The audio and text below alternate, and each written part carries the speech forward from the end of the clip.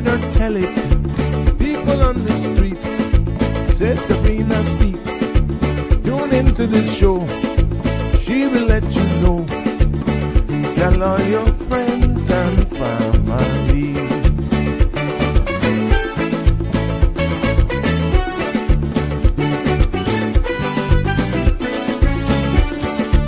Real talk is no joke. You get the news straight up from grassroots and concerns. You hear some people gone. So tell all your friends to tune in to Good evening, Cayman. I'm Sabrina Turner, and welcome to Sabrina Speaks, your daily dose of clarity, truth, and community insights. Every weekday from 5 to 6:30 p.m., we're tackling the issues that affect you, from national headlines to grassroots concerns. Whether you're in traffic or winding down your day, this is your chance to hear it straight and speak your truth. So buckle up, Cayman. We're not holding back. This is the show. We gotta let you know. Now we got to go.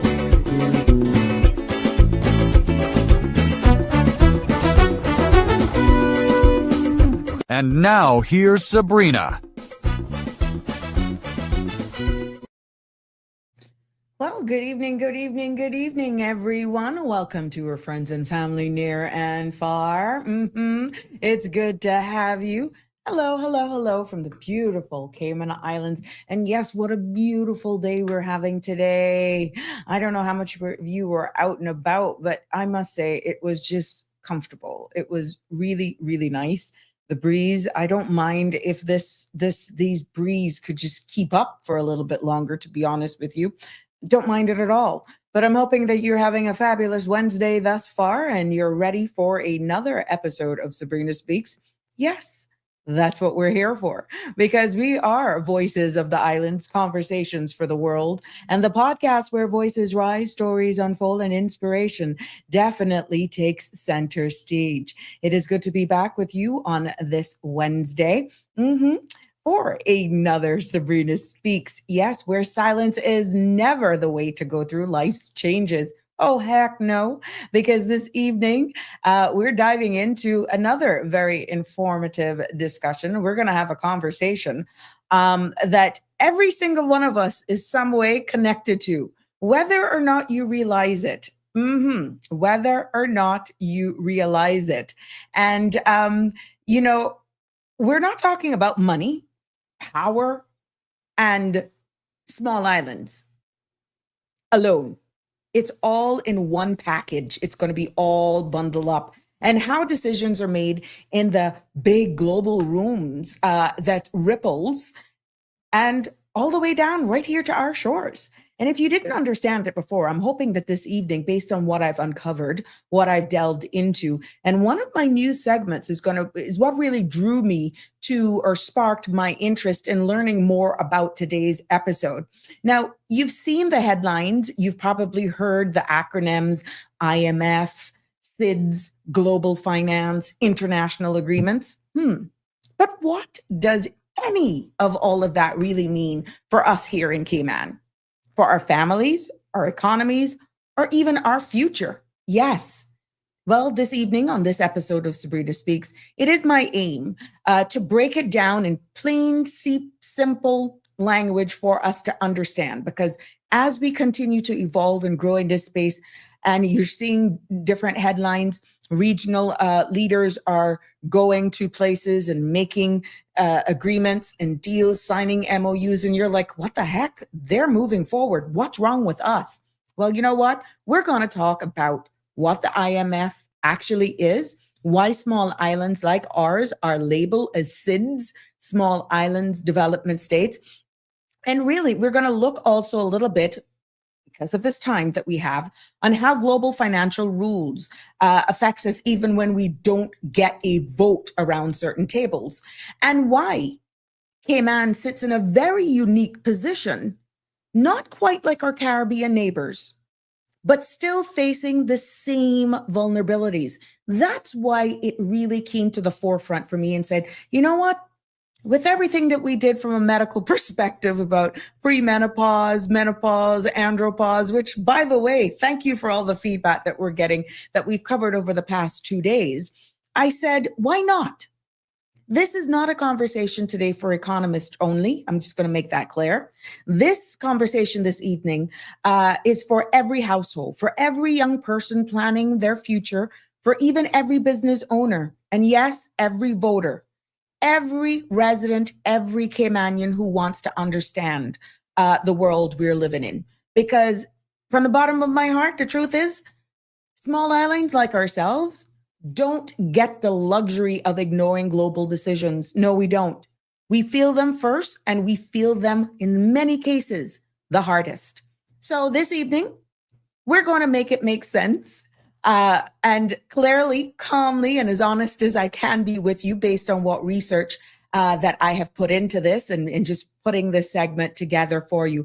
And as always, this is a conversation, not a lecture by any means. So I want to hear from you. You can call in, WhatsApp me as well, 345-936-8255. And we're going to be live until 7 o'clock. And for those of you who are just joining us for the first time, welcome. Happy to have you on board. Thank you, all of those who are new followers, and continue to like, share, and subscribe, and tell your friends about us here on the Sabrina Speaks platform. So we're going to talk about where the Cayman Island sits, and what we're facing, and how we can navigate global money in this global money world as a small but mighty island. But you know what? After all of that, the content you're about to hear, including any decisions or opinions from myself, guests, and or my participants, is intended solely for general informational and entertainment purposes.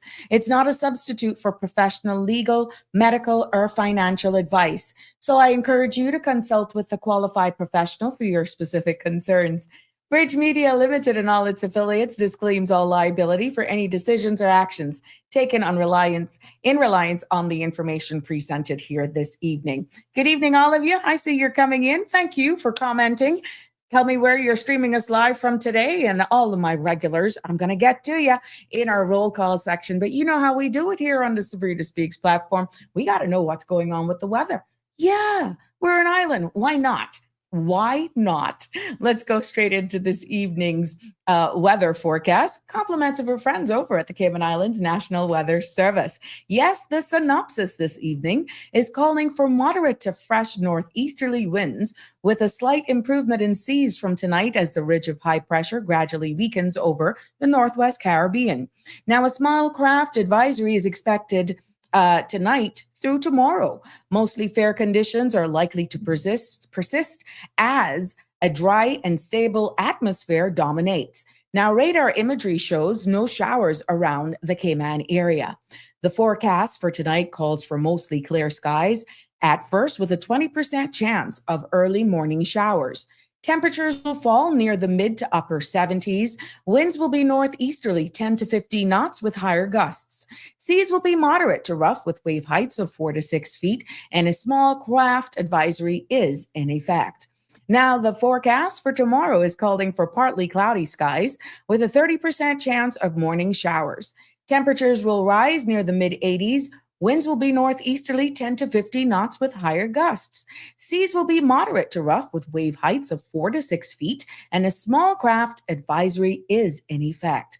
Now that means small craft alert or an advisory means that small craft should exercise caution over open waters, especially along the north and east coast. Within the reefs and sheltered areas, conditions may be gradually less severe in open waters, but operators should continue to exercise discretion as localized choppy conditions may still develop.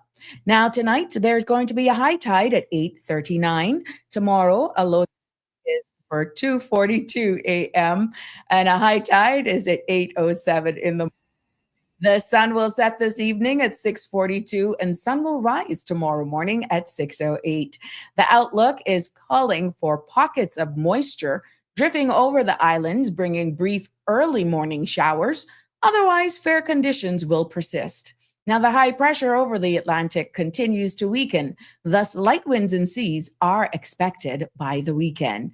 Thank you, your friends over there at the Cayman Islands National Weather Service for that forecast. I love your job because, there's no wrong way about it. It is a forecast, but it does help us to plan our evenings, our afternoons, our nights, and we are hump day. So it gives us some sort of an idea of what the weekend is shaping up to in case you're one of those boaters, got a boat, got a friend that has a boat. They're my best friends. Oh yeah. And you want to go out on the seas. So there you have it. Make your plans and we'll just keep you up to date as we get closer into the weekend. Good afternoon, everyone. I see you all coming in. Good evening. You hear the binging in the background? That's my girl sharing with the flower of the day, which will come up next. I wonder what flower of the day will make it today. And she got these names that poor me cannot even call. But I'm going to share them. We're going to have a kick out of it. Thank you, my sweet. I love you lots. And I think somebody else was sending me flowers yesterday. 936-8255. WhatsApp them on that number. 936-8255 if you want to get into this. Look like we're getting a plant segment here. Flowers of the day. And I love it. I love it. I love it. Honestly, it does bring something to you. Definitely. But for the person that was WhatsApping me on another number, 936-8255, to think, I saw them late last night, to be honest. So yeah. No, I see you. Don't worry. I'll get to you, my love. I'll get to you. Let's take a look at what headline and what news are making this evening's Sabrina Speaks news segment. And for those of you who are like, well, what the heck is she doing? Because I know we got newcomers to the platform every day. So it's worthwhile for me to explain this to my newcomers. If you feel like this is almost like a radio thing, guess what? We are preparing for radio because the CMR platform is heading for greater and bigger things. So what I've done, I've pretty much tailored the show in preparation for the next phase as we continue to grow in this space, because there will be a time very soon that this show, this podcast, is also available on radio. Yes. And we're going to be in the peak of that drive time traffic segment. So we're pretty much getting it structured for the next chapter of her phase. So if you're wondering, why is she changing?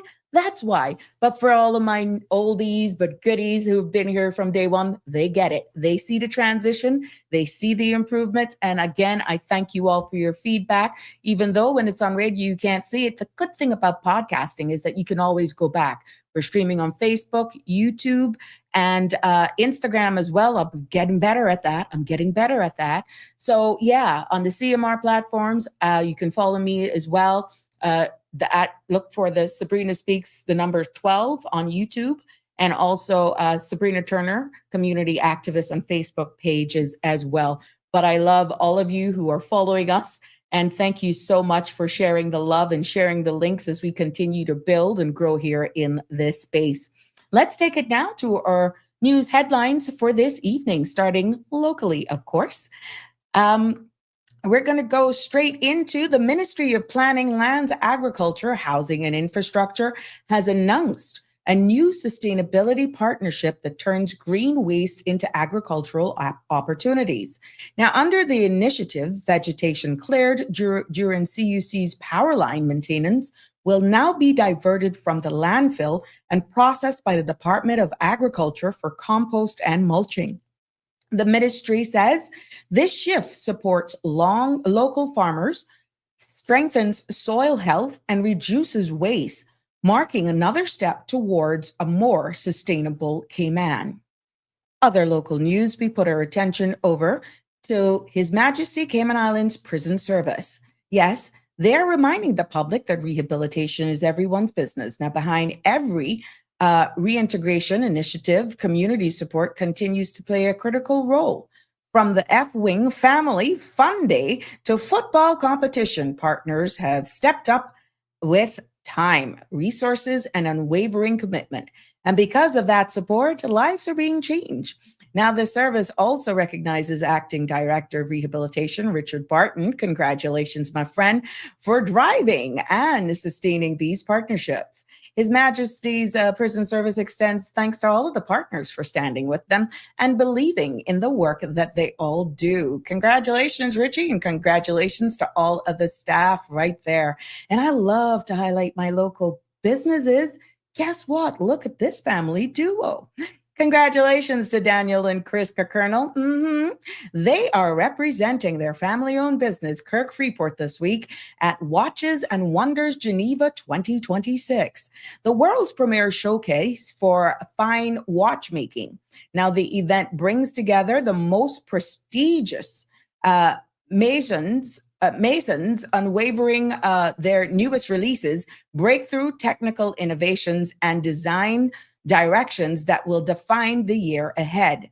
Now, it's a major moment for the industry, and the Kernels are right at the center of it, connecting Cayman's leading luxury retailer with the global watchmaking stage. Congratulations, Chris and Danielle, for representing and keeping up with the times, and definitely doing a wonderful job. Thank you for all that you do in your local family business. Safe returns as well. Let's turn our attention now to regional international news this evening. Yes, fuel prices continue to climb as tensions escalate in the Middle East. And guess what? Jamaica's government is now weighing a familiar option: a return to work from home arrangements. Now, the Energy and Transport Minister, Daryl Vaz, says the administration is exploring ways to cut national fuel consumption. Amongst the measures on the table is a hybrid work-from-home model, similar to what was used during the pandemic. He stressed that no decision has been made, but the proposal is expected to go before cabinet. The decision comes as global oil prices surge from roughly $70 per barrel to near $100, placing pressure on Petrojam, which has already absorbed billions in losses to shield customers. Vaz says that that level of subsidiary is no longer sustainable and movement reduction policies may be necessary. For now, Jamaicans should note that work from home is not reinstated, but it is actively being considered as part of the government's response to the rising fuel costs. And more out of Jamaica for this evening, we see where the opposition leader, Mark Golding, is urging the government to move swiftly in addressing what he warns could become an inflation and energy cost crisis as the tensions in the Middle East continues to push global oil prices higher. Now, Golden says Jamaica is fully exposed with no oil hedge in place, and a rising fuel cost could soon drive up electricity bills, transportation, and the overall cost of living. He's calling for targeted measures to protect vulnerable Jamaicans and to stabilize the economy as geopolitical pressures continues to intensify. More here in the Caribbean. The 2026 Caribbean Hurricane Awareness Tour is now on their way. After taking off on April 14th from the Florida Keys Marathon International Airport, the NOAA Hurricane Hunters and their partners are traveling across the region to strengthen public preparedness ahead of the upcoming season.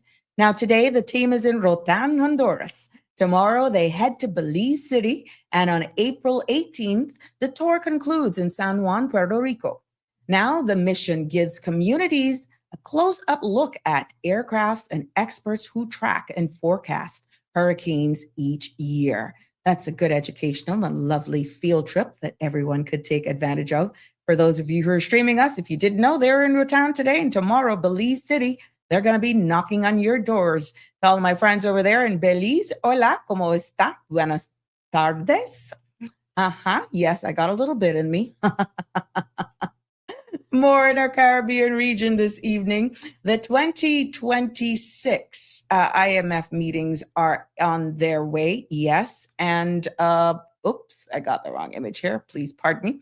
The 2026 spring meetings are on their way with IMF. I know I got the image. Please bear with me. There we go. There we go. Yes, they're on their way in Washington, D.C., drawing global attentions as finance ministers, central bank governors, and regional leaders gather to assess and rapidly shift glowing geopolitical landscape. Now, this year's agenda includes the World Economic Outlook, a key flagship reports, and high-level panels examining economic impact of the war in the Middle East. Delegates from across the region and around the world are on the ground and ready as the meeting sets the tone for global financial stability and policy direction in the year ahead. And coming out of that meeting, guess what? Barbados has taken another major step from dialogue to delivery at the IMF and World Bank spring meetings. Prime Minister Mia Moore-Motley today formalized a new agreement with the OPEC fund aimed to unlocking investments, strengthening private sector growth, and expanding access to financing for climate vulnerable nations. Now, the partnership builds on work that Barbados began back in Vienna through its leadership of the V20, focused on securing fairer support for countries on the front lines of climate impacts. Prime Minister Motley says that the agreement represents practical progress, real partnership, and action where it matters most. There you have it from our region. And as we wind down this evening's edition of Sabrina Speaks News, we look at the UK. Crackdown on illegal working is what's making the headlines out of the UK today, because the UK government has announced tougher enforcement measures targeting both employers and undocumented workers. New rules include stricter right-to-work checks, more workplace inspections, and unlimited fines for companies hiring individuals without legal status. Now, authorities recorded high record enforcement activity back in 2025, and the Home Office says that the pressure will intensify even much more. More out of the UK is recruitment market uncertainty is building. The UK recruiters warned that the ongoing Middle East conflict may weaken global hiring conditions. And while some regions are showing early signs of recovery, firms are monitoring the risk of broader economic fallout if tensions continues. And as we end today, we end it with our business roundup. Yes. Global's markets closed mixed today as investors weighed in on rising oil prices and ongoing geopolitical tensions in the Middle East. United States, the Dow Jones and S&P 500 ended slightly lower, while tech stocks helped the Nasdaq inch towards as traders reacted to another jump in crude prices. Over in Europe, the FTSE 100 in London slipped, pressured by energy cost concerns and softer consumer sentiment. Asia markets were mostly steady, with Tokyo posting modest gains on strong manufacturing data. Now, across the Caribbean, several exchanges, including the Cayman Islands Stock Exchange, the Jamaica Stock Exchange, and markets in Barbados and Trinidad, did not publish any end-of-day closing summaries for today. But trading activity across the region remains influenced by global fuel volatility and reduced volumes following recent holiday periods. Oil continues to be the dominant driver, with Brent crude hovering near $100 per barrel, raising concerns about inflationary pressures for import-dependent economies. There you have it this evening.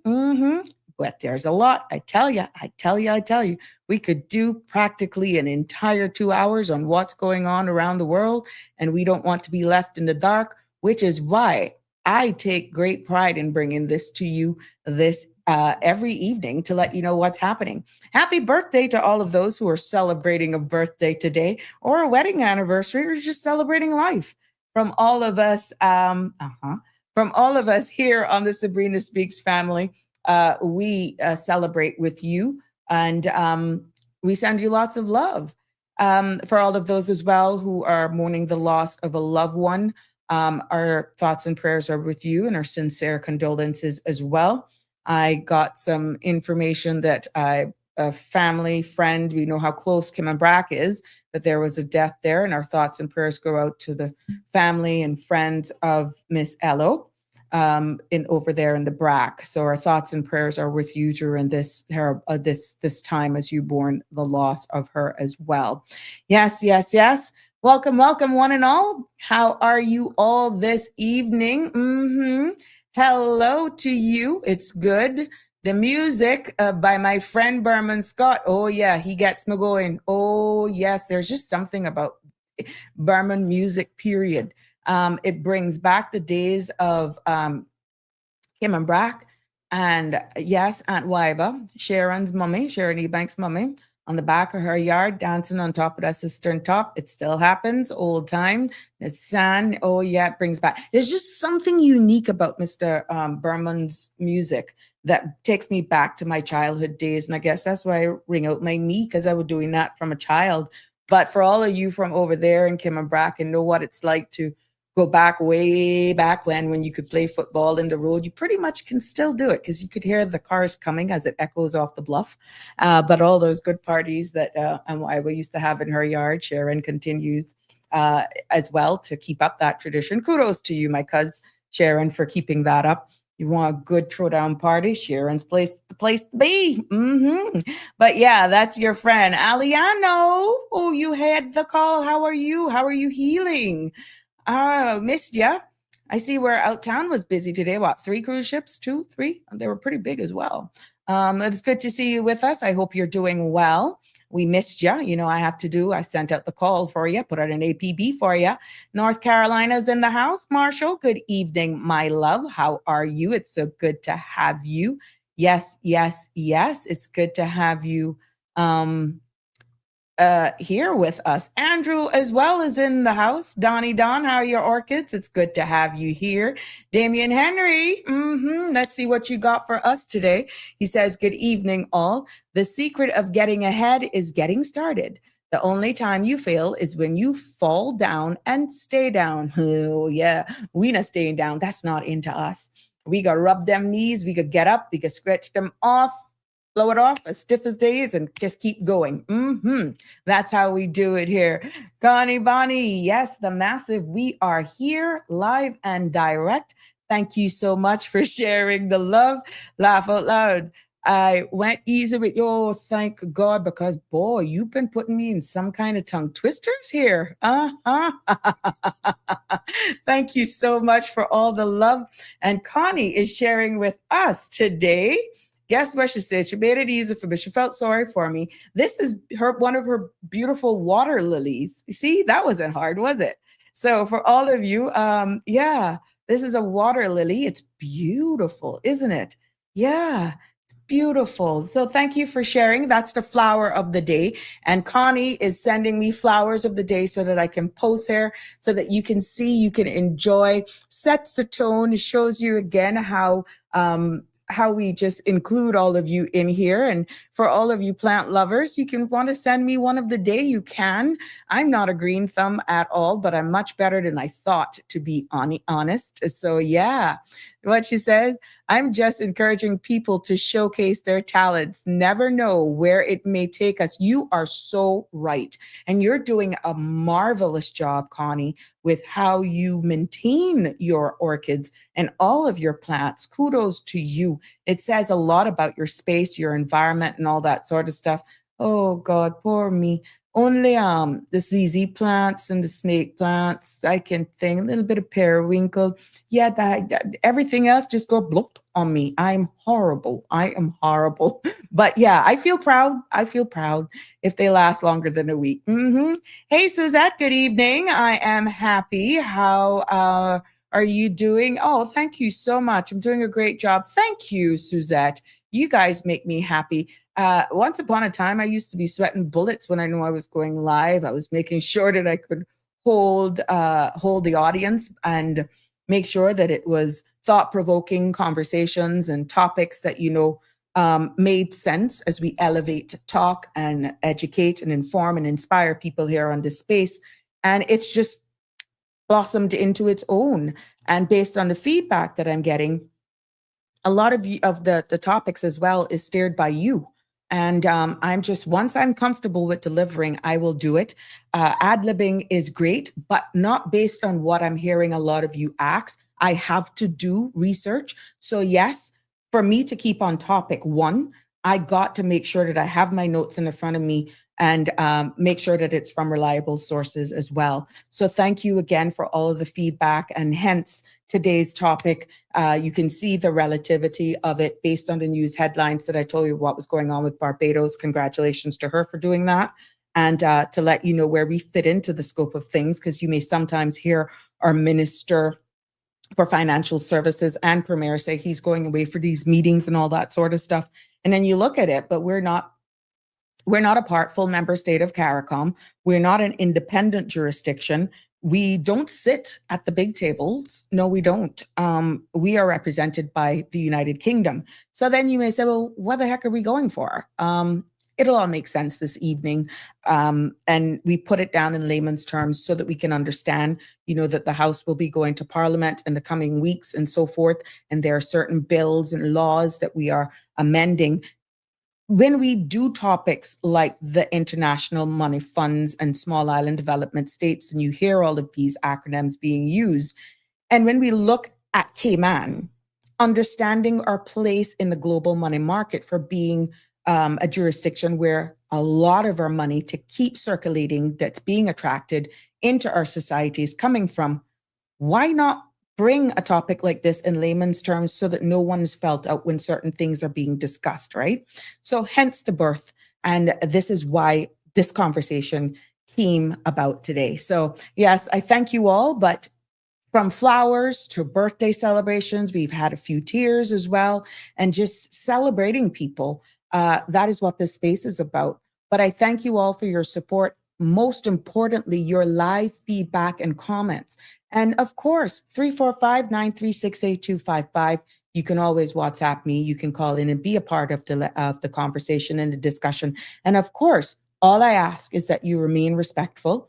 Try to keep on topic as best as we can. Again, Fridays are open mic. Every and anything is on the table at that time. And sometimes we may have breaking news. There may be things that sometimes we have to just change the topic and put attention on what really matters. But if we have persons, let's say like today's topic, and you're working in an industry and you don't mind coming on board and sharing your knowledge with a community, we're only stronger when we're all informed and educated, and I will continue to do it here. So thank you so much, Ms. Suzette. That means a lot to me. Aliano, yeah, ayaso. You are something. The 1 foot villain. You are something else. What you say, you need to go back. Oh, you're not going back to work yet. Oh, okay. Yeah, you got to be careful though, because even with what you do, circulation and all that good stuff. But Aliano, I think your problem is your diet. We need to make sure you're on a strict diet without talking your business. But I got a little nursing background and kind of reading between the lines, my friend. But yeah, we wish you a speedy recovery, but it's good to hear from you. I put up that APB and thank you for honoring the call and making us know you're still there with us, of course. Yes, Carter, you get it. You get the picture. Back to work. Yeah, you want to get back to work. I understand that. I know you can only be home for so long, but when you're actually healing, and sometimes it takes a little longer based on your situation or person's situation. So yeah, just give some patience and make sure you follow doctor's instructions, please.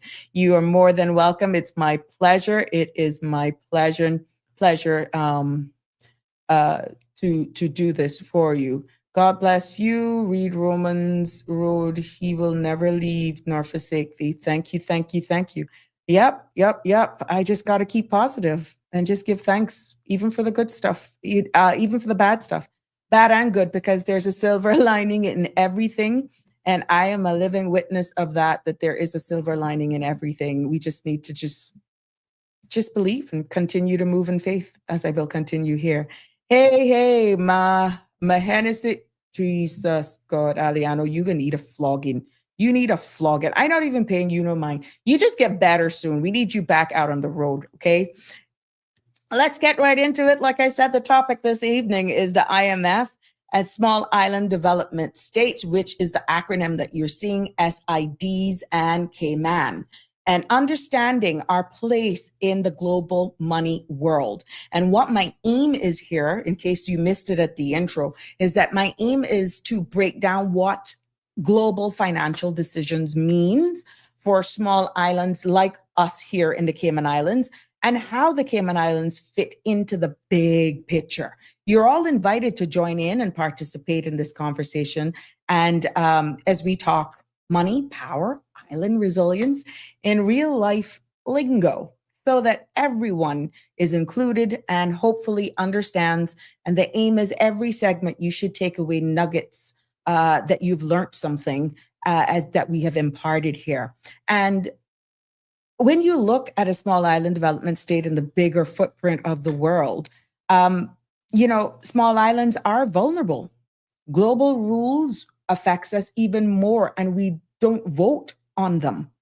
Because if we're not at the big table, because the Cayman Islands specifically, for this statement, we are a British overseas territory citizen, jurisdiction.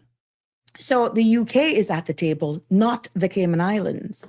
So global rules affects us even when we don't vote on them, but we depend on the UK to vote, and then we feel the trickle-down effect. And for us here in the Cayman Islands, we are unique, wealthy. But what doesn't take away from us is that we are still a small island development state, a SIDS. Yes. So let's go with the whole acronym, the IMF, that you've heard what's going on right now in Washington and what the Prime Minister from Barbados is doing. There's lots more that's happening, but because it's relative and we can relate to it, I felt it was important for me to just use that as the hook, as the foundation, to see what she's doing with those agreements and how she's putting those funds into her country. And we will share what the benefits are as well, and what that MOU means and that agreement made for what the people could look forward for in Barbados. The IMF really stands for, that acronym stands for the International Monetary Fund. IMF stands for the International Monetary Fund. And it's a global financial institution that was created to help keep the world economy stable. You will notice in the news headlines that I've been giving over the past couple of days, even the markets, everything is hinging on what's happening in the Gulf and the Strait of Hormuz, the cost of crude and how much is being sold per barrel. And what this International Money Fund, this whole global institution, is really to keep the world economy stable. It doesn't run countries. It doesn't control governments either, but it plays a major, major role in how global financial systems operates. Stick a pin and bear in mind, we, the Cayman Islands, depend on our financial services, tourism, as two of our key pillars, right? So this is why we need to pay close attention. And the IMF was designed to step in when countries face serious economic trouble. And trouble meaning if they find themselves in situations when a country's currency collapses, when inflation gets out of control, or even when a government can't pay its bills and risk defaulting. You hear what I'm saying? Read in between the lines. In those moments, the IMF is there to provide financial support and technical guidance to help stabilize the country's situation. Now, beyond crisis support, the IMF also sets global financial standards. And these standards, my friends, will influence how banks operate, how investors make decisions, and how governments manage their economic policies. So think of the IMF like the world's financial referee. And they don't run the game, but their whistle is very loud, and everyone, when that whistle is blown, pays attention. The IMF's assessments and whatever recommendations they make can actually shape the world's views, a country's economy. And that, my friends, can affect borrowing costs. It can affect investment decisions. It can affect overall financial confidence in that industry. So even if a country never ever borrows from the IMF's influence by itself still has the possibility or still has the reach that it can impact global financial systems, which is why the Cayman Islands and you, as common everyday citizens, need to understand when you hear these things what it means. Yes. And the acronym Small Island Development States, you have heard me using it a lot of times. SIDs, you may hear me call that a lot. We need to understand our vulnerabilities. And yes, I know we're British overseas jurisdiction. We're not like all of those over in CARICOM. We are not like Jamaica, Barbados, or like them. No, we good. We UK. Hello. Proximity matters. We're in the Caribbean. And at the end of the day, what it really means to be a small island development state or a SIDS does not have any impact alone because we are a BOTC, because we're still vulnerable location and just our sheer size. These are not just labels on a jurisdiction because of where we're placed, because we're islands. My friends, these are real life challenges that can really shape how islands like ours function, how even our economies behave, and even the quality and the way our people live.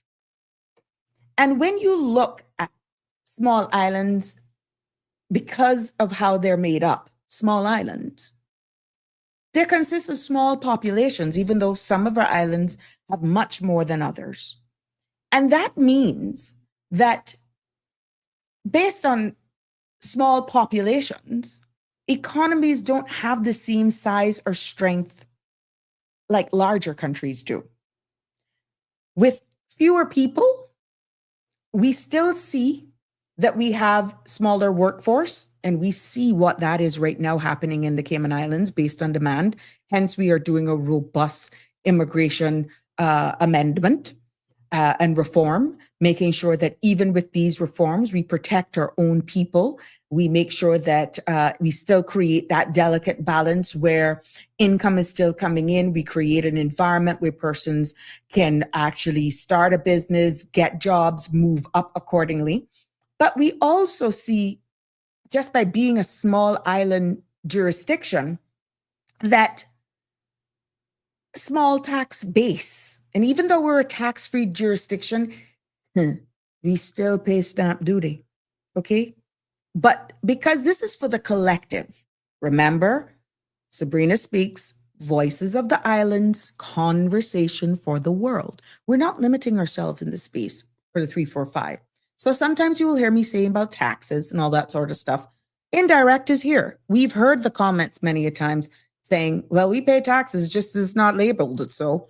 But I'll leave that for you to comment if you so choose.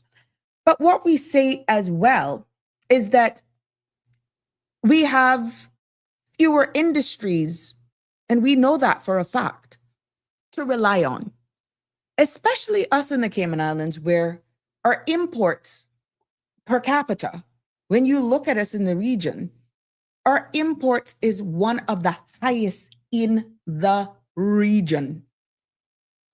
Yes, what we import. So when something goes wrong, we don't have millions of people or massive industries to absorb the shock.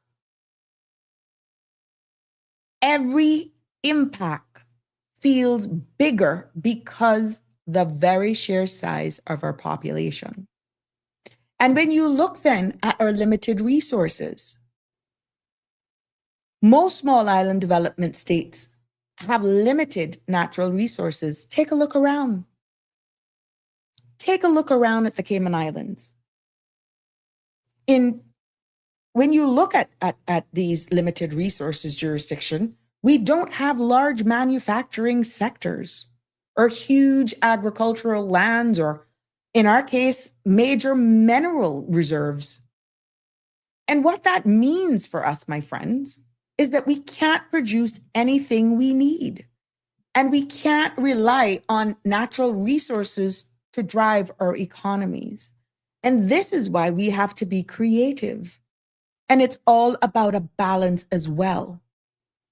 Because our strength, really and truly, and this is going to blow your socks off, our strength comes from our people, our services, and our creativity, not from large resource wealth. Sometimes you will hear parliamentarians on the floor of Parliament get up and say, you know, we have to understand our markets. We have to handle this carefully. We are a service-based economy. That in itself is because naturally we're a small island development jurisdiction and we have very limited natural resources. So yes, our strength comes from our people, our services, and our creativity, not from resource wealth. And talking about the imports, because we don't produce most of what we consume, small island development states are highly import dependent. We see it in food, we see it in fuel, we see it in building materials, medication. Practically everything comes from somewhere else. So, when global prices rise, when we see shipping costs increase, or when supply chains even break down, small island jurisdictions feels it almost instantaneously. And why? Because we don't have the luxury of producing our way out of a crisis. In many cases, we don't even have the land mass or the facility space based on whatever it is to stockpile stuff, which is why shipping routes, proper cargo facilities, no breakdown in services for replenishing is vital. And look at the tourism sector. Tourism dependent. Many small island jurisdictions rely heavily on tourism. Be it stayover, meaning those who coming in by air, or cruise, or otherwise. Medical tourism as well. Sports tourism, those are other avenues. Tourism labeled for conferences, annual conventions, tourism because of concerts. You got people that will travel the world to, let's say, see Lady Gaga or Chris Brown, or I don't know. You get where I'm coming from with this? You have their fans that will travel the world to see them. And that's when you get an opportunity as well to showcase your jurisdiction. So hence, tourism from a different perspective.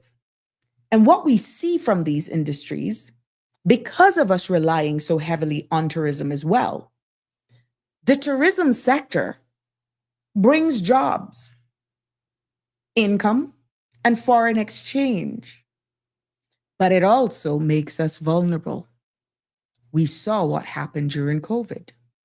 Because if flights stop, if global travel slows, or if crisis hits the tourism industries,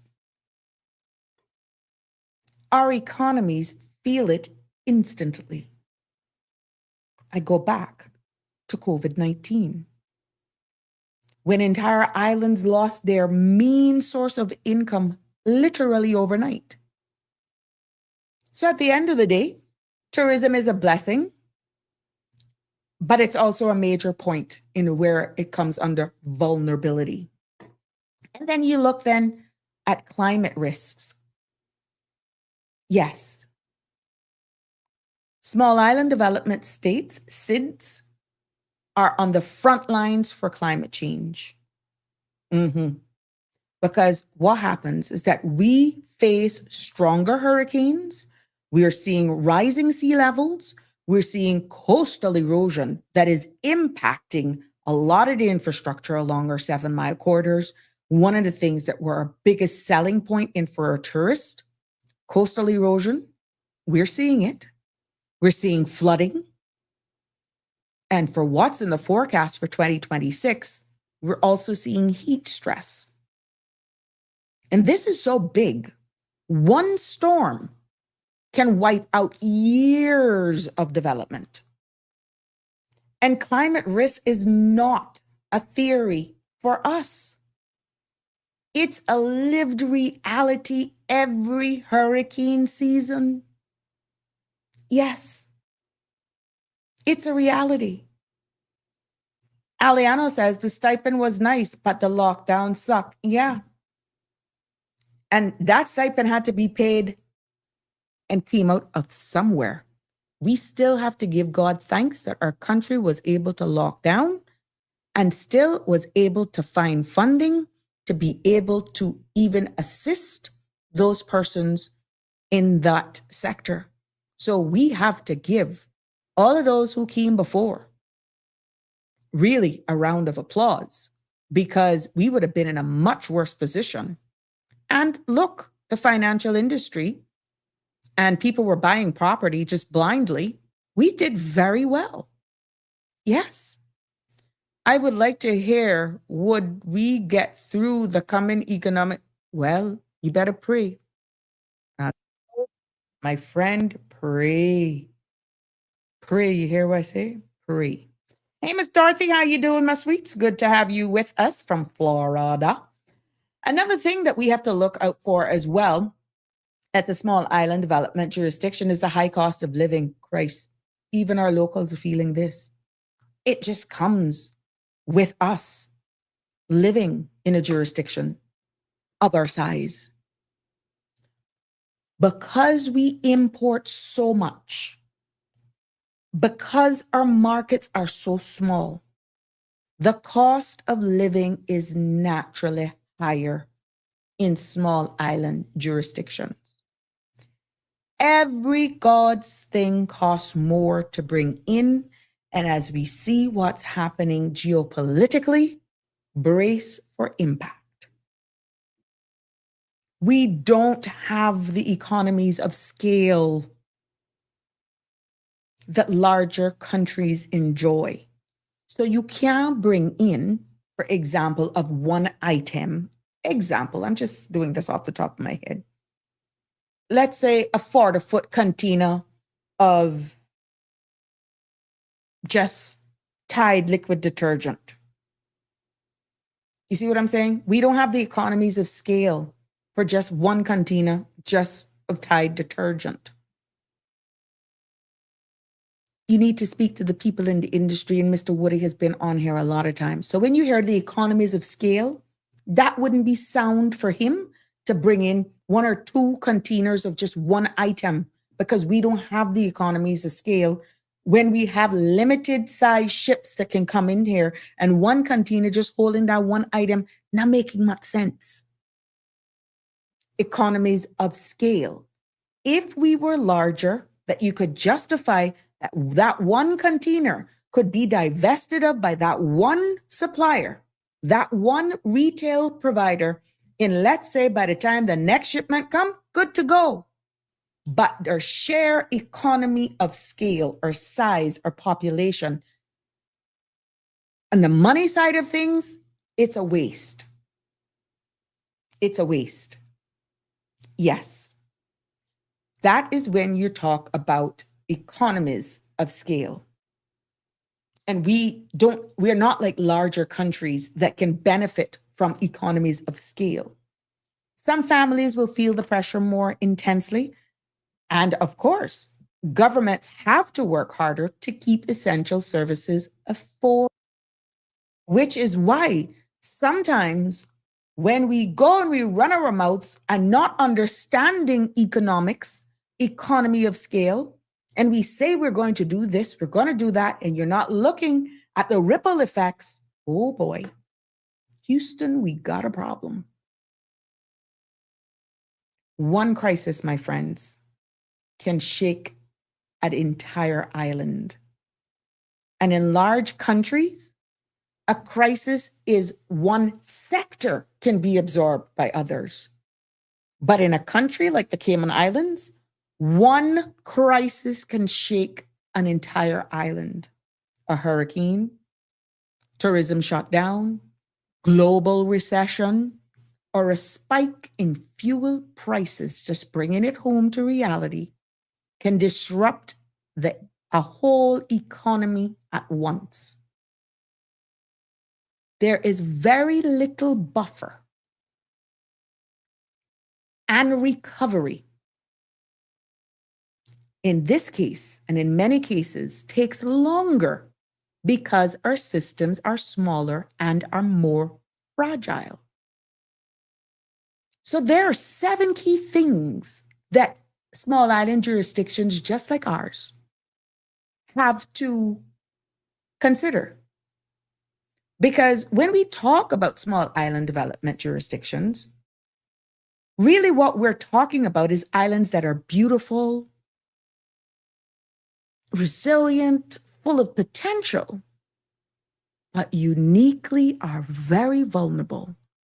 And it's only when we understand these vulnerabilities that we are even able to understand why global decisions matter, why stability matters, and why it is important that you know what's happening on the other side of the world, and why small islands must always be strategic in how we navigate the world. Not each other, not regionally, because I can assure you our brothers and sisters 45 minutes away, Eastern Caribbean, they feel it just like us. Yes. Denver says, the PPM did an excellent job on the lockdown, and they were pretty good on saving money for the rainy day, but succeed on protection of the people of the Cayman, sucked on the protection, protecting the people of the Cayman Islands. Andrew says, well, Cayman Islands is a British dependent territory. It doesn't have the industrial capacity to seek any financial support from the IMF. You are 100% about becoming creative with our plans for sustainability. Our financial industry, as a major player globally, isn't what it used to be. Tourism is very fickle, as rising costs will affect us more and most Caribbean islands due to non-production of food and materials. At this time, we have to get the drawing board and sketching out a mode, some sort of model. I agree with you. I totally agree with you. And Denver says the only reason we have limited size ships is because the PPM allowed the foreign people and select Cayman idiots to stop the port project. As if it had went through, the shipping companies would have leased much larger ship to import our goods. I'm quite sure that topic will come back up very soon. My gut is telling me that is actually the case. Andrew further says, I went to a local discount store recently to get toilet paper and they didn't have any. This was the third time. I went there in the first month and they didn't have. Can we imagine if shipments are not able to bring in and the cost? Well, it goes back to what I was saying earlier.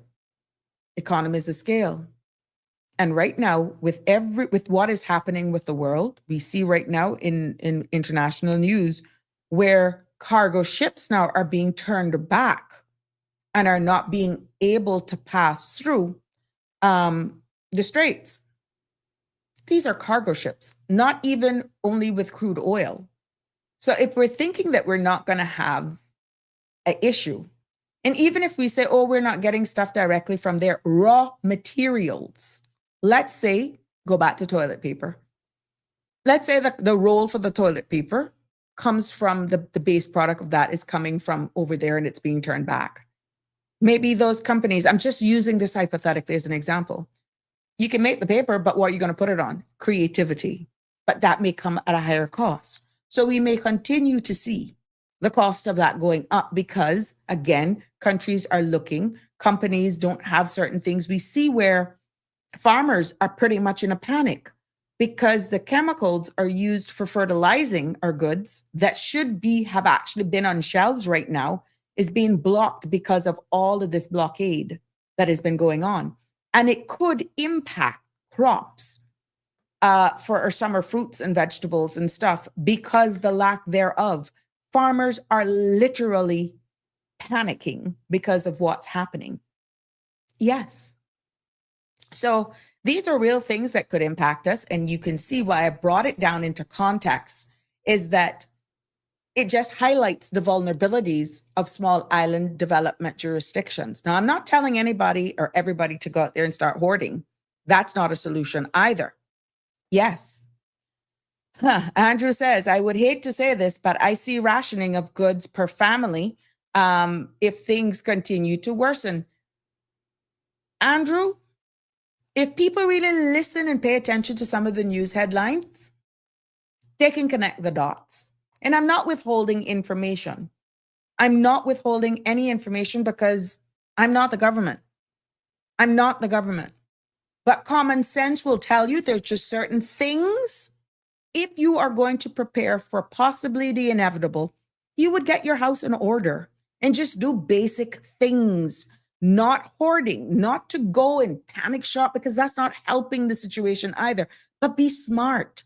Hurricane season is coming. Maybe you may want to start ahead of time in doing certain things so that it's not a mad dash for things that may be out of completely because they're just supply chain issues or they just can't get them again. But I would prepare for exactly what you're alluding to right there without saying what I know you're saying. Aliano says, I'm going to invest in a toilet paper making machine. You son of a gun. Yeah, I bet you want her to go drive again. Some silver thatch farm booty wipes. Oh, Aliano, what are we going to do with you? What are we going to do with you? Denver says, we're very dominant in the financial world. And there are multi-billionaires that continues to invest. However, some of the very big investors are concerned about the deal our premier has signed to get us off the blacklist. Mr. Anthony Travers made a statement on the Austin Harris and Elio Solomon show last year. And who knows better than this man? I got to double check and see what he said. I think there was an article for True on that. I'll look in more into that, Denver. So we'll stick a pin there. Let me stick a pin there. And I will go back to see exactly what that means. So, well, who to tell? Maybe you've heard us say, hint, hint, there is a good opportunity for our government to just have a press briefing with everything that's going on right now around the world and have representatives from the various stakeholders and industries, i.e. the Chamber of Commerce or utilities companies or supermarket representatives, our fuel supply companies, I'm not talking about RFREG. I'm talking about fuel supply companies, and just have a representative from the opposition, of course, a representative, the premier from our government, our elected arm, and of course, the governor address the nation. Because you guys are saying it here, but are you hearing it from the powers that be? Yes, we heard blanket comments. Oh, that we're watching what's going on geopolitically. When was the last time that was? And we see what's happening right now. We see the indirect warnings from CUC. We're hearing what's happening with the cost of fuel. We're seeing what's happening regionally, that they're considering working from home options. We have seen certain other jurisdictions that have actually gone into 4-day work weeks. I'm not saying it again. Control the narrative, my friends. All you have to do, and I know we just had the Easter weekend. Oh, you're just coming back. When you look at the last time a statement was made about the beginning phases of what was going on with this war, that was a long time ago. And we continue to see certain things continue to become a reality. We're seeing where it's extended even longer. Your people need to hear. Your people need to hear from our leaders, representatives from certain industries, so that you don't have somebody creating a narrative that isn't aligning with facts when you have certain key people speaking key things. You're seeing media from other jurisdictions that are getting funding and doing certain things to help their people to weather the storm, geopolitically or otherwise. We're hearing crickets. If you agree, comment below. If you disagree with me, comment below. Would you want to see a press briefing where you can have industry stakeholders at the same table addressing the nation to just get information to let us know where are we in the state of readiness, not just from your politician, but industry stakeholders, representatives? It would be interesting to get your feedback on it. It would be. You could see it if you could get in your show. See if I could get him on your show someday. Tony Travers, I'd be more than happy. Personally, I know these Cayman Island status holders since I was in the banking business for a short term for 4 years. Yeah, I get you, Denver. Thank you for that idea. These are the people that were very concerned about Cayman, which they have helped build the financial industry and genuinely care about Cayman and Caymanians. It's one thing about casting the net and doing a public invitation, or otherwise, if they have the appetite or desire to come on this platform. But I don't know why, but I will definitely try my best to reach out Denver. But yeah, I would be happy to have that level of discussion with them here on the Sabrina Speaks.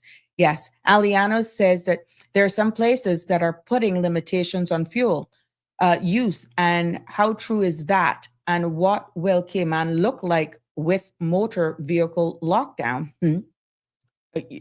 What about all you guys who make your living from that? Denver says, yes, there are about 5 of them. Thank you for that information. Now, when you look at understanding what the IMF is, I want us to take us through and see it through the lines and talk a little bit about how their decisions actually affect countries, especially small island jurisdictions like ours, the BVI, Barbados, Jamaica, Trinidad and Tobago, because the IMF isn't just, as I said at the beginning, an organization that is on paper. That body of people, that organization, influence shows up in real life ways that people feel every single day. And every year, the IMF publishes reports on countries and economic health. Economic health meaning the financial health, right? And these reports are really read by banks, investors, credit rating agencies, and also international partners, right? Now, if the IMF says a country is stable, investors going to take their word for it, and they get a feeling of confidence. They actually feel confident, right? But if the IMF raises concerns, what happens is that investors then become very cautious. So even without lending money, the IMF words can actually affect whether investors put money into a country, how expensive it is for that country to borrow, how really the world would view the country's financial stability overall. And in short, what happens is that what the IMF says can move or halt markets. Now that's powerful. Connie is saying, yes, we need to know. That is, yes, we need to hear from the government with a press briefing of some sort with industry stakeholders. Thank you for that feedback. And please, at the end of the day, I welcome it. So when we look at that, IMF itself, when they give advice, in the great scheme of things, governments should or they pay attention, okay? Even if they don't always agree, they can't say they don't know. It's placed in the front of their eyes. And if the IMF recommendations can influence decision on, let's say, a country's taxes, their public spending, their subsidies, what they can get, social programs, how they can uplift their voters, their people, their country, and debt management. Governments know that ignoring the IMF's advice can severely affect their credibility internationally as well. So, if the IMF's recommendations often shape national policy, it will do that directly and or indirectly. What we also see from this is that it sets global standards for financial stability as well. And those global standards influence, really, again, we're a banking jurisdiction. They influence how banks operate, how regulations are written, how compliance systems are even designed, and how financial oversight is carried out in a country.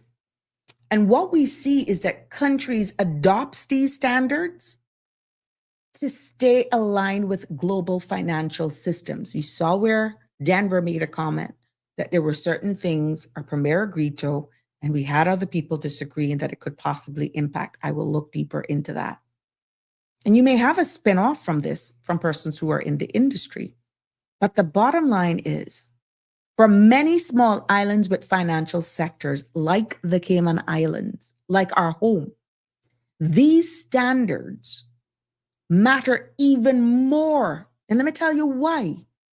Because our credibility, our international reputation depends largely on meeting international expectations and standards.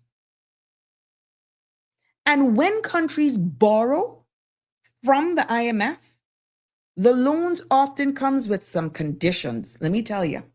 And that could include cutting government spending. It could include reduced subsidies. It could include, for those countries, small island development states that have tax, it can increase even their taxes. And it can even impact the restructuring of their public services. Yes. This is known as austerity. You learned a word today. And it helps stabilizes the economy, but it also can be painful to the citizens in the short term, because there's nothing called a free lunch. Not every money, not every loan is good. Not every country faces austerity, but it happens when people of that country or those country feels it directly. Andrew says, start planting more trees, breadfruit, ackee, papaya, mango, lime, scotch bonnet, whatever you can grow in your backyard. Famine is coming. Not fiction, a reality. The average purchasing price of the dollar has diminished. All this war is about is the petrodollar and control of the oil industry and the 1% who control the financial system. Wake up, everyone. It's reshaping before our eyes. One currency. Denver says, the core issue with the IMF's role in the Caribbean is the tension between stabilization and sovereignty. The IMF provides financing, technical advice, and economic surveillance. But its policy prescriptions often collide with the region's structural vulnerabilities, political realities, and development needs. You're quite right. Damien says, there's one size fit all approach is one of the biggest issue with the IMF. Well, we could get to the bottom of some of this today to tell us exactly where we're aligning. But stick with me. What we see, my friends, is that small island development states are more, and we have established that. We see our vulnerabilities, and there are more vulnerabilities than the larger countries. Why? We said it, in case you missed it. Smaller economies, fewer industries, higher import dependence, and greater, far, much greater exposure to climate risks.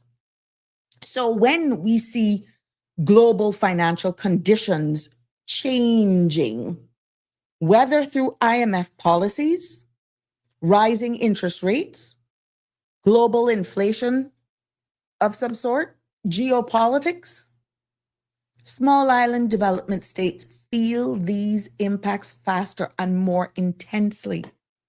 And what we're seeing is that a shock that a large country can absorb, but not like the shock wave it will have on small island countries.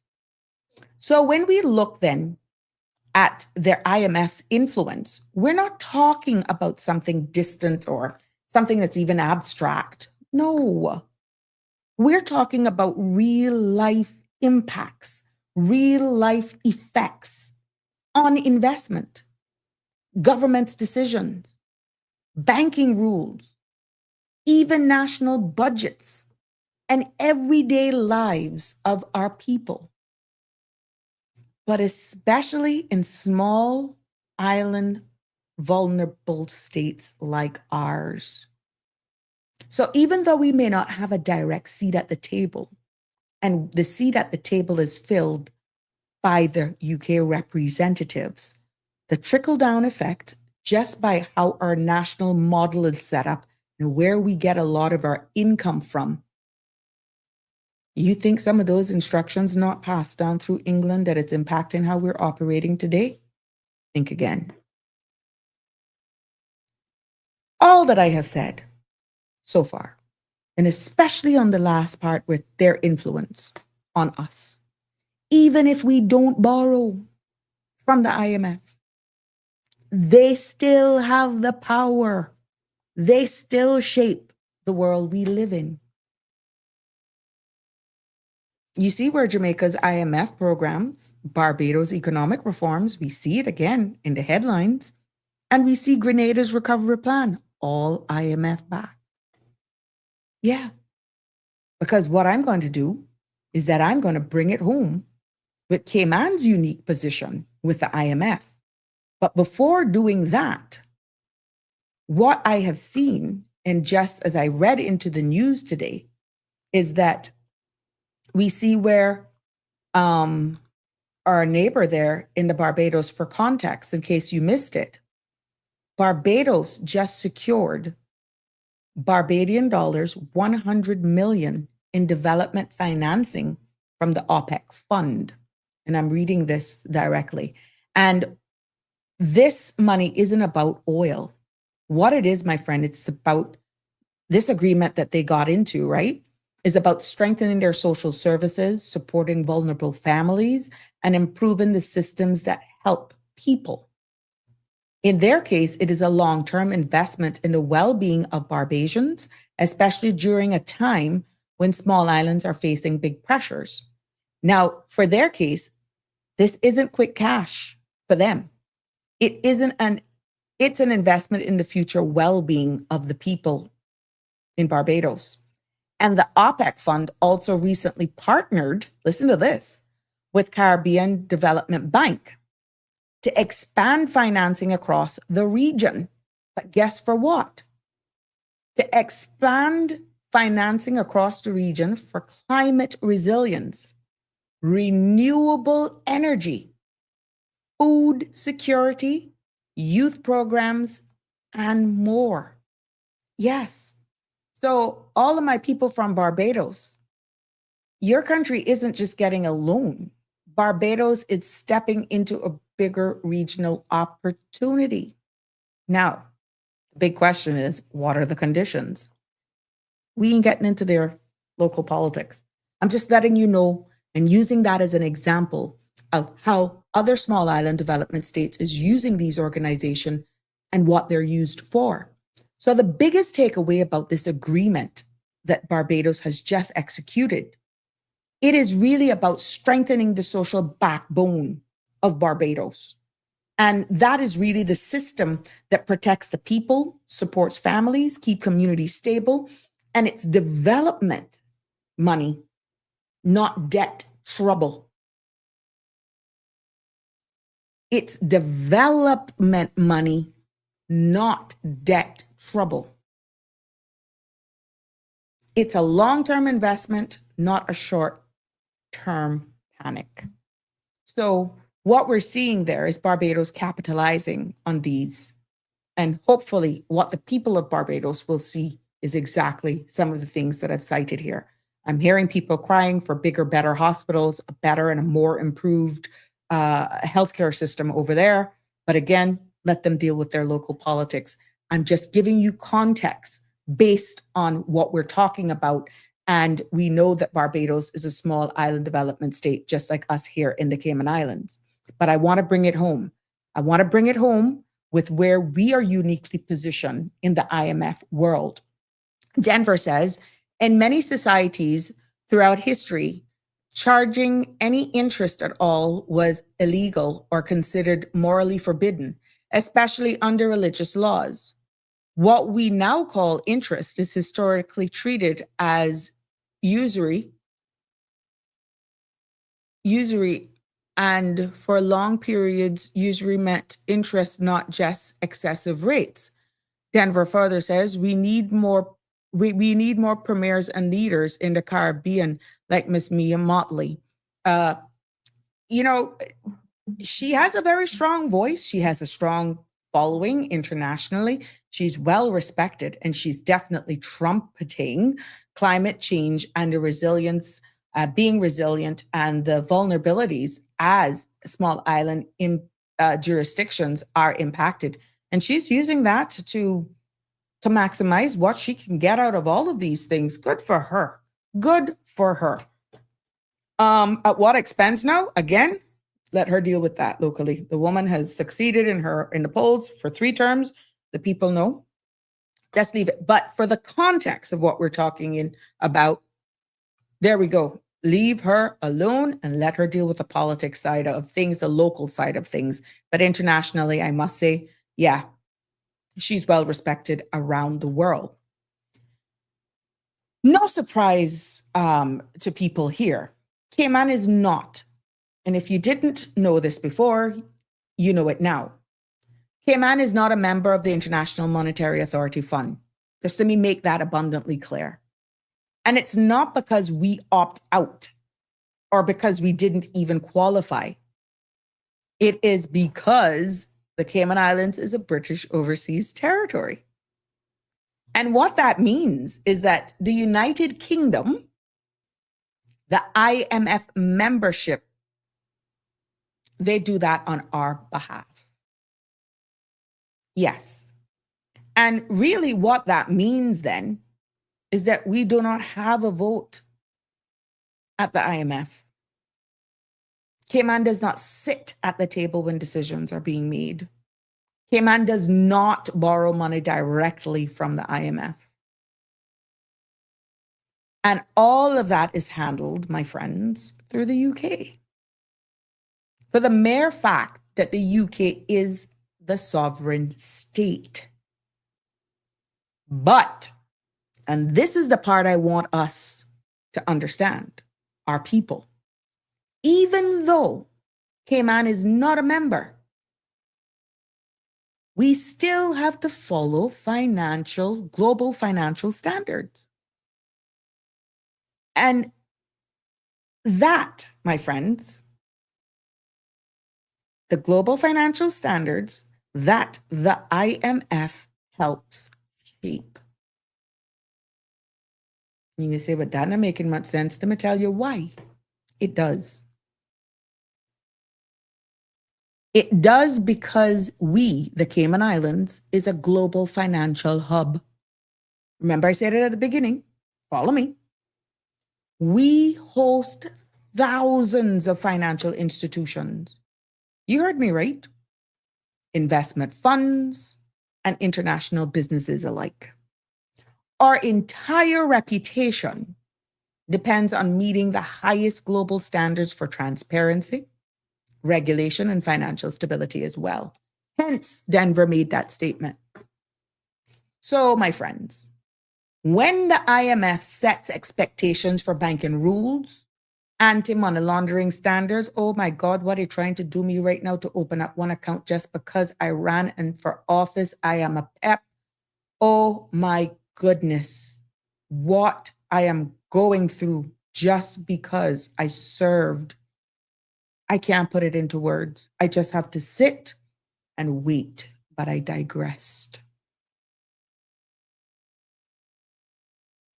When the IMF sets expectations for financial oversight or even global best practices, our island, the Cayman Islands, must align with those standards to maintain credibility for international financial systems. We don't borrow money from the IMF. Let me repeat. We don't vote in the IMF, but we absolutely operate in a world influenced by IMF rules. And because of our financial sector is so important to our economy, staying aligned with these global standards, my friends, is not a choice. It's not optional. It is vital. So Cayman's position is quite unique. Because of us not being a member, we are deeply connected. We don't participate in the decisions, yes, but we live in the environment that those decisions create. And our financial strength depends largely on staying in unison, in line, in step with global systems. Yes, trust me, we don't sit at the table, but we still eat the food they cook whether or not you like it. You see the FATF rules, you hear the OECD transparency, you hear the AML regulations, global tax standards. Yeah, all of that. We eat the food whether or not we like it. So if we don't vote, how do small islands speak up then? Hey, I could tell you about that. We going in there. So I'm hoping you're following me with where this all makes sense, right? Hope I'm not boring you either. Damien says Jamaica owes roughly US 600 and Barbados, that's million. Barbados, US 400 million. Please, Damien, make sure those are right. Overall, national debt. Interesting. Denver Douglas says she's a real leader, protector for her people and her country. I'm assuming you're speaking about Premier Mia Motley. CE Banks, good evening. It's so good to have you here with us. Denver also says, we allow the UK to have too much control over Cayman because of weak leadership. That's not the case, Denver. Unfortunately, Constitution, I think we really need to look at that because that's a broad statement and it is not entirely true. You got to understand how it is. You can have our leaders going over there and beating their chests and all that sort of stuff. There's some serious constitutional changes to adhere that if they're doing it in isolation, and that's saying everything you have to roll over and play dead with. We have seen representatives of the past and we've heard stories where we've had leaders before that have gone over there and said, not today, Bobo. There's a way, but it's the things and times now have changed. And it's not just that simple as bottom line what I'm saying. Yes, we could have some more assertive leadership, but that takes collective responsibility and you need the support of all your people. But at the end of the day, as a British overseas territorial jurisdiction that answers to the UK, we need to do a segment exclusively on that as to what that means and how you stay in line versus how much push really does your elected arm have when it comes to saying, I'm going to march over to the UK and this is what we want and that's what we want. Let's see whether or not you'll be entertained or you'll be like, I don't know. Stick a pin right there. We can possibly look at that entirely, but thank you for sharing your comment. I love that, Denver. Keep coming, keep them coming. Damian Henry says the Cayman Islands often shares financial data with the IMF Statistics Department for Global Economic Dissemination, even though it's not a member. Correct. It's just because of how we are shaped and we are heavily a financial jurisdiction. Denver Douglas says Danny could really expound on that. I'm sure he could. And the floor is open. Denver says, you are really screwed because of our administration.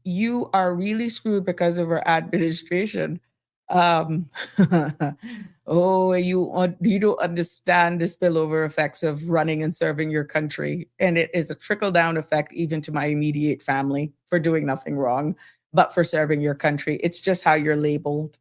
To be honest, but that's a personal thing. I just have to exercise patience because I ain't dirty. That's for sure. Andrew Campbell says in 2004, Hurricane Ivan, it is stated that Cayman Islands sustained CI $3 billion damage apart from insurance companies paying out claims. Where did we get financial backing? Excellent question. I'm quite sure a combination of things. I think there was some borrowing as well from the UK. Is that was from that? I don't know. We can dig into that. Andrew, let me just do that. Please remind me. Denver says, I'm sorry, we have an option. Better, stronger government. Don't stand down. They're afraid to stand up. Yeah, some people are saying that. Sorry. Some people are saying that we could be a little bit more assertive. I can't disagree with you. I'm just regurgitating what is being said out there. And yes, our constitution must be amended. Yeah, so it all depends. And that's where it starts. They have to buy into it unless we're talking about going independent. If you can't go by what they want, when you want it, that sort of stuff. Outside that, you're talking about, hey, let's cut the navel string. Let's go on our own. Are we ready for that? I'm quite sure. Yep. Yeah. Sabrina, it's not personal. It's real. No, that is why I didn't take it personal. Trust me. Reading all of this and preparing for these show, Denver, is why I just smile at the storm and wave and what you could do. It is the rules. It is. No, I didn't take anything personal. It took me a little while to understand it because I've gone back. Okay, I'm a regular member of civil society. Why am I having to go through this? Oh, you're a pep, Miss Sabrina. You're still a pep. And then you educate yourself and you go into these things, and then it makes sense for serving your country. That's what happens. There's a big bullseye on your back because you're exposed then for, I guess, money laundering and doing all sorts of stuff. So yeah, I am high risk, and it is extended to my immediate family, my sons, my family, even my helper was impacted as well. So yeah, it just doesn't stop at the person who run for political office. It is by extension Even my siblings, my brothers, yeah, they were impacted by that whenever they were doing any financial transactions. They're asked, do you have anybody? This is a legit question on forms that they were filling out. Do you have anybody that's in political office or close links with the government? And of course, they had to declare their sister. And I got the calls. This is what we get because you choose to run for office. Yeah, but they got through. But yeah, so it's far reaching. But it still was a noble calling for me, and I it was an honor. And now that chapter is behind me, and here I am. But yes, so you may wonder then, if we don't vote, how in the name of God because of us being small in size, we're not silent. We don't always have voting power in big global institutions, right? As I continue on and we wrap up here, because there's less than a half hour left. But we've built strong strategic ways to make our voices heard. And the Cayman Islands has continued to set the bar in financial industry, even as a small island development state and a British overseas territory jurisdiction that does not have a seat at the table. We still have done well. And please allow me to walk you through the main ways small island development states advocate not only for themselves, but also on the world stage. No, plastic fantastic. I would never stand for office again. No, I did my turn. That's not for me. To give of service, oh yeah, but not for political office again. And I endorse that statement. Would you ever stand for office again? I love my people of Prospect. I love the people of the Cayman Islands. And trust me, they are still crying to this day. But it's not for me. And I endorse that statement. But I love them dearly. I will always have respect for them. But no, there are other ways I can give of service without being on a political stage and be very, very impactful and influential.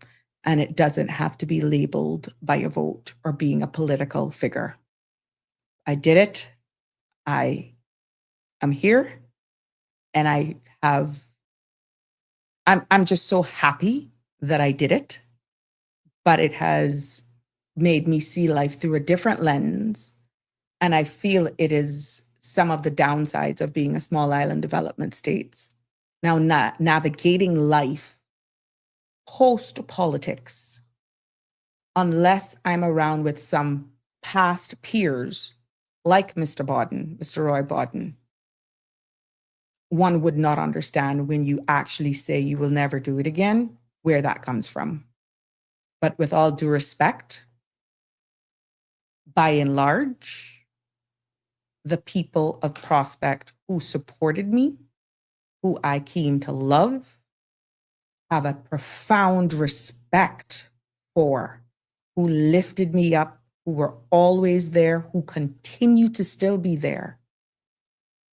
If I say I declare my hand tomorrow,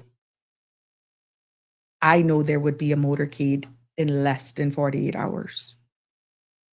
But no one has to be scared. It is not for me. I will continue to do my role here, and I will continue to do what I'm doing organically, and I'm looking forward. But regrets, I have few, and that is not one of them. But I thank you. Thank you for the question, and for all of those people in Prospect who thinks I'm like, oh my gosh, she's bitter, she's angry, we're not seeing her. I'm giving you space to accept your new leader. And I'm here. I'm still giving of service. I'm still doing whatever the universe has called me to do. Yeah. But no, you won't see this face ever on a political ballot again. No, no, no, no, no. Denver says, Sabrina, it's bureaucracy and BS. They can continue. They can't go do it forever. Denver says, sometime I believe if 30% of us didn't vote, we would be much better off because political handouts. That's why they vote. Look, yeah, that's a whole different story. That's a whole different show. And this is why I elevate talk to telling you what about IMF. Let's continue because that Denver, you're talking about accountability unless the gatekeepers do their jobs and the voters stop selling their vote. It ain't gonna stop. Lest I digress and let's continue. We speak about CARICOM all the time. CARICOM, my friends, is one of the strongest tools small Caribbean nations have. And even though they got some little issues going on right now, I'm watching you, CARICOM. I'm watching with what's happening, and I have been reporting a lot on what's going on because I'm a little disappointed, to be honest. But whatever's going on geopolitically right now, we're only as strong as our weakest link. And if we as Caribbean jurisdictions don't stand together with what the CARICOM is made up of, even though the Cayman Islands is a partial member, we're done. So y'all better hold it together. And I'm speaking to every one of my CARICOM leaders right now. We all better hold it together. Because as one of the strongest tools small island nations have, CARICOM, that tool is made strong because coming together as a regional family, CARICOM allows us to speak with one unified voice instead of 14, 15 separate voices. And when we see CARICOM takes a position on trade, for example, climate change, financial rules, development issues, the world listens because it represents an entire region, not just one island. You saw what happened the other day when all of those warships were in our region. I've never heard the word sovereignty and independence, and we saw other Eastern Caribbean countries coming together to say how we're going to boast up on travel inter-island connectivity. Even Cayman at one point got on the Barbados train, and we had flights going directly to Barbados. Small island development state. We're a partial member of CARICOM. We're not a full member. Do you understand what that means? CARICOM, the organization, one family. There's strength in numbers. And CARICOM gives small states collective strengths. And I was so happy to see the last CARICOM meeting that our premier attended. The pictures are there. That, my friends, need to continue. Even if it is not the premier, we need, whenever they're having these meetings in regions, that we, the Cayman Islands, be represented. I've heard my brothers over there in Bermuda say many times they're in meetings because they're partial member states as well. And they're looking for the Cayman representative, and there's none. So I encourage my former colleagues, make sure you have a representative at these CARICOM states, because at the end of the day, proximity matters. And in this context, where we are geographically located, we need to have good relationships with our brothers and sisters just because of where we are located. Yes. Then you got Alliance of Small Island States. This is a global coalition of small island nations from the Caribbean, the Pacific, Indian Ocean, and definitely beyond. I bet you didn't know that existed. And this group of people was created specifically to fight for the interests of vulnerable islands as well.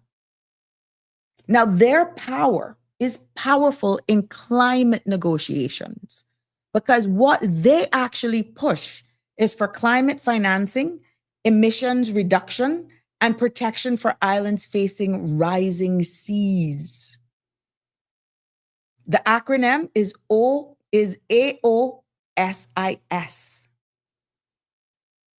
And that organization, that group, they make sure that the world understands that climate change is not a future threat for us. We're seeing it happening right now. Yes. We also see the United Nations climate conferences. And every year, small island development states show up at these United Nations climate conferences, and it's called the COP meetings. You may have heard our leaders going to COP 23, COP 24, COP 21. That's what COP means, yeah? And these COP meetings, they show up strong. And these conferences are where global climate decisions are also made. Yes. And small islands use these platforms to pretty much demand fairness, funding, and urgent action. And what happens is that when they attend these conferences, or small island countries that are in attendance, they highlight and showcase the cost of hurricanes, the impact of sea level rise, the need for adaptation funding, and also the importance of global responsibility, not just in isolated little islands. And these conferences, right, gives our small islands a global microphone. Yes. And then you have the Commonwealth. What actually the Commonwealth brings together, this is what they do, they bring together all sizes, from the largest to the smallest. For small island development states, right, it is the value for space to build alliances with the big boys and share concerns that may be overlooked because they're so big, they're not even realizing, oh, that's what you guys are feeling down there?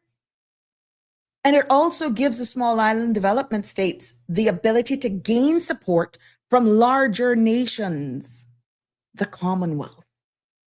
And through the Commonwealth, small islands can push for development assistance, raise issues of vulnerability, and build diplomatic partnerships.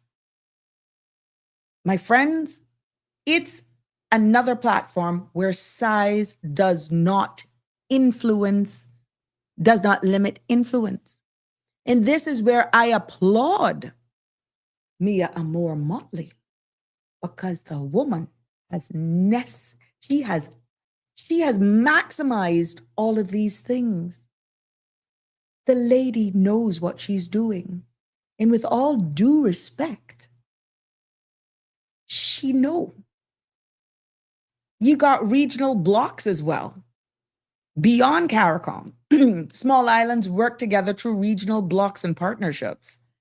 And what these blocks do is that these includes organizations that focus on disaster response, trade, security, national security, and development financing. And what this does is that by working regionally, small island development pools their resources and share expertise and strengthen their negotiation power. And we see where regional unity actually gives small islands leverage that they wouldn't have alone.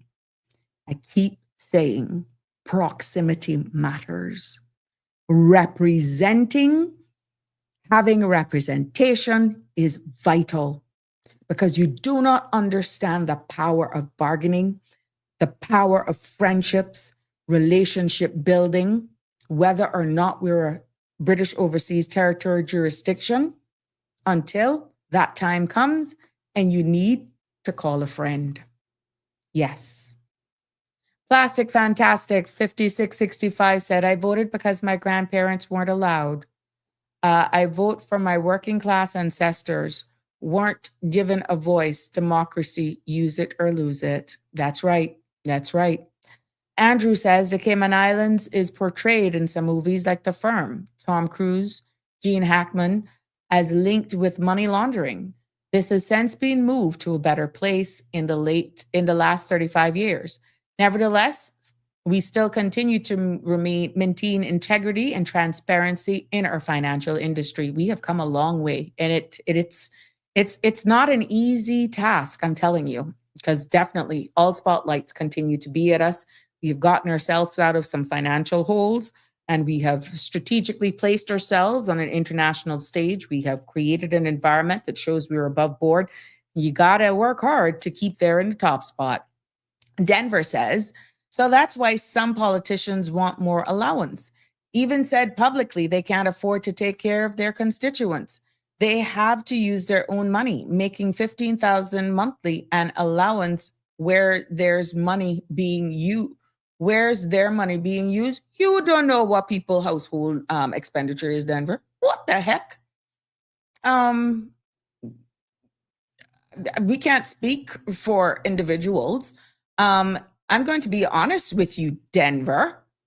As a farmer, as an entrepreneur before getting into political office, I took a huge pay cut to serve my country. And let me be very bold. My independent standard of living changed significantly, solely being dependent on my government income that was used to serve my people during elected office.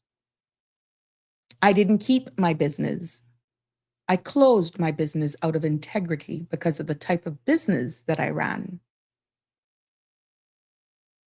Yes, I didn't get contracts for my business while sitting as a cabinet minister. No, I closed my business. That's a difference. But yes, in hindsight, sometimes I wish I had kept it open because it would have provided an independent subsidized income in order to what is needed to meet the needs and the expectations of what your voters expect when it comes to representing. So if you don't want to have handlers, financiers who expects a payback, then the thinking and the mindset of the voters of what they expect of their elected officials has to change. For some, they're desperate to retain their seat, and they will do anything at all costs to get elected and to stay elected. There are just certain things I would not do, Denver. So to say that $15,000 a month and allowances, where's their money being used?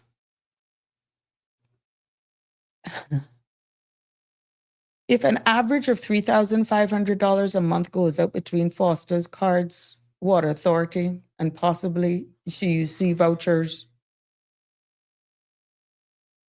sometimes that's just in CUC vouchers because people fall in hard times. And if that is looked upon as a must that every month you do that, and it's not only your prospect people, I'm speaking from my perspective, just using this as an example, we have to educate our people that giving out gift cards and food cards and that sort of stuff does not validate the representation of an MP. We do admit that people do fall in hard times, but it shouldn't be this constant thing of every week you have to help somebody with food and light and water, that sort of stuff. And if you don't have it personally as the MP, some of those same voters will go on and they will say all kind of mean things. They would make up story, and you spend half of your time defending your integrity for a vote because you couldn't give them a gift card, because you couldn't turn on their $1,200 light bill? Ladies and gentlemen, we need to have a real conversation. Real conversation. And then you'll have those who want to get elected and they don't care because they got the financing, not their money. They're bought and paid for, and they're going to pump that money into wherever they're running to feed what people want. But if you can be bought, trust me, you can be sold. And a lot of people don't see that side in what running for political office have now taken on. And it is real. Yes, this is real. You will have people hijack you for sponsoring certain things. And if you say no because you just don't have it personally, they expect you to have it. And there's no excuse because you are elected, your salary is mine, and I voted for you, and now it's time for me to cash in. I've actually had somebody use that line on me. I voted for her. Now I'm cashing in. Literally. Some people are made for that and others are not. So that's the reality. And if it continues to do that, and people can get the funding, and the people who are funding them will shut their mouths and not think, but I bet you when certain things come around that table and they got to make decisions that are even against their constituency, they can't say no, but you got to take what you get. Because they are controlled by who is feeding you when you ask for this and that and that and that. Yes. That, my friends, is the unfiltered truth, and I'm still being diplomatic. There are others out there that can tell you exactly the realities are on the ground. And like I said, some people do it because it's the only income they have. And they will do it at all costs, if it even means meeting your demands. Some are not going to go there. And I chose otherwise. Denver says, the carbon footprint is the problem, not global warming and sea rise, in my humble belief. Demian says, we seriously lack bartering strength. And I think that's what you mean, bartering strength in politics.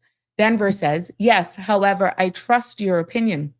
However, our elected politicians are not in-house to hand out money to their constituents, not saying we should not help one in need. Yeah, there's a balance. But literally, if they were to be very honest with you, sometimes that's the only how they are returned to political office, because they have pretty much a magic number that they know, once I can fund that particular amount of people every week, every month, every whatever, you get what I'm saying, then guess what? Dish or there's 1 minute to go. Good evening, caller. You're live. What's on your mind? Good evening. How are you? I'm fine, thank you. You don't worry about. We need a motorcade, but not for politics. Because my horn. Oh, your cowbell. We need a motorcade for some other thing, can't we? And then to get some stress out, because I like that. So Yeah, I know. I'm so stressed out, and they gonna get. So we need a motorcade for some other reason, not politics. Yeah. Leave them alone. 'Cause I guess you see what went on Honduras, what a thing. I never seen nothing like that in my life. Oh my They got goodness. 2 alcaldes now, a blue and a red. Yes, sir. What a mess that in. Mm-hmm. Because the people spoke on the 30th of November, and now they look like only the liberals speak on the 12th of April. I don't understand that. They said, well, re-election, and neither blue went out and vote. So they said the liberals vote in, the liberal Cherie vote in, Cherie. I never seen nothing like that in my life. It's only Honduras that a corruption like that can happen. And some people can't go sit down, boy. They're hungry for power. It must be some big thing that they want on there. And then Rotan come and dig their mouth in, boy. I tell you, no, sorry. when the hurricane, the firebomb thing hit the Rotana, will give Banaka one slice of bread, one nail or nothing, but how they can come and get big. And what you would just say, money, talking bullshit, what was big payoff. Yep. Well, thank you for that, my sweet. But yep, the old group president there, about to tell him this already votes for him. Because he not doing a thing. So, they got two. I don't know what happened down there, but they got two alcaldes. I still have put one upstairs and one downstairs. Well, anyhow, I'll look more into that. But we reached the top of the hour now, my friend. Thank you so much for calling in. Yes. Oh my gosh, time flies when you're having fun, huh? And I know it was a little hard hitting, and we did cover a lot of ground, but I'm still not finished. Tomorrow, maybe I can it's not very much ground that I have to cover, to be honest with you, in regards to this topic, but I hope you were able to get the gist and you can break it down and it all makes sense. And I hope that when our leaders get up to speak, especially more from the financial sector, there are times that Monetary Authority does promotions within their organization when they're making legislative changes, and we make them hear that as we continue to evolve in this space and I continue to engage with these topics, that it'll be easier for you to understand and see exactly where we're aligned. Because I wanted to get into collective bargaining, what that means, and that kind of aligns with exactly some of the comments that we're actually saying here, which tells me you guys are following along. And when you look at Cayman versus Independent Caribbean IMF members and see how we actually still fit into the space, and what the footprint and how that environment aligns as well. So maybe I'll do just a couple of minutes on that tomorrow to wrap this up. And we'll go into another topic, but I'll leave you because I'm doing some more investigation on a press release that I read as a breaking news the other day. But I'm waiting to get some more information. And if we get that information overnight or tomorrow, pay close attention to my advertisement for tomorrow, because we're going to dig a little bit further into a press release that I read to see what's not being said and definitely what's said. It has been my pleasure bringing you another episode of Sabrina Speaks here this evening, this Hump Day Wednesday. Yep. Thank you all for joining me. Thank you all for coming. Thank you all for participating as well. And keep safe to all of my uniform and frontline service workers. Thank you for your service. And God bless. Be safe on the roads. Love you lots as usual. Take care. Good night. See you all tomorrow. That's a wrap for today's edition of Sabrina Speaks. Thank you for tuning in and for being part of the conversation. Remember, the dialogue doesn't stop here. Stay engaged, stay informed, and most importantly, stay empowered. We'll be back tomorrow at 5 p.m., same time, same place, right here on CMR TV and radio, where your voice matters and your truth is heard. Until then, Cayman, take care of yourself and each other. That's it for today's edition of Sabrina Speaks, where your voice matters, your story counts, and your truth is always welcome. Join us weekdays from 5 until 6:30 p.m. right here on CMR TV as we dive into the topics that matter most to you. Catch the show live or on demand at cmrtv.com. And don't forget to follow us on Facebook, YouTube, and Instagram so you never miss a moment. Until next time, stay informed, stay engaged, and always speak your truth.